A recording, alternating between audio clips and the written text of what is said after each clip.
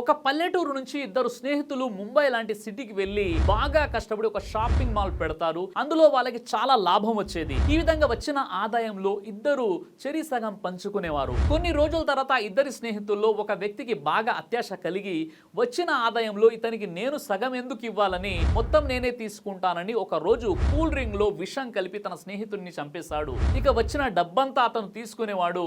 ఈ విధంగా బాగా వ్యాపారం చేస్తూ వచ్చిన డబ్బుతో ఇల్లు ప్లాట్లు కొన్నాడు. ఈ విధంగా బాగా సంపాదించి కొన్ని రోజుల తర్వాత ఒక అమ్మాయిని చూసి పెళ్లి చేసుకున్నాడు. పెళ్ళైన కొన్ని రోజుల తర్వాత ఒక అబ్బాయి పుడతాడు. అబ్బాయి పెరిగి పెద్ద అయిన తర్వాత చదువు కోసం వేరే దేశానికి వెళ్తాడు. వేరే దేశం వెళ్ళగానే అబ్బాయికి ఒక విచిత్రమైనటువంటి రోగం వస్తుంది. ఆ వ్యాధి నయం చేయడం కోసం చాలా డబ్బుని ఖర్చు పెడతాడు. చివరికి తాను సంపాదించినటువంటి ఇల్లు మాల్స్ ప్లాట్స్ ని అన్ని అమ్మేసి ఆ అబ్బాయి ట్రీట్మెంట్ కోసం ఖర్చు పెడతాడు. ఆ అబ్బాయి వ్యాధి మాత్రం నయం కాదు. తనకే ఎందుకు ఈ విధంగా జరుగుతుందని ఒక గురువు దగ్గరికి వెళ్ళి తనకు జరిగిన స్టోరీ అంతా చెప్తాడు. అప్పుడు ఆ గురువు గారు నీవు గతంలో ఏదైనా పెద్ద తప్పు చేశావా అని అడుగుతాడు. అప్పుడు ఆ వ్యక్తి 20 సంవత్సరాల క్రితం నా ఫ్రెండ్ ని మోసం చేసి చంపేశానని దుఃఖంతో చెప్తాడు. అందుకే నీ కొడుకు వ్యాధి రూపంలో నువ్వు సంపాదించింది అంతా వెళ్ళిపోయింది.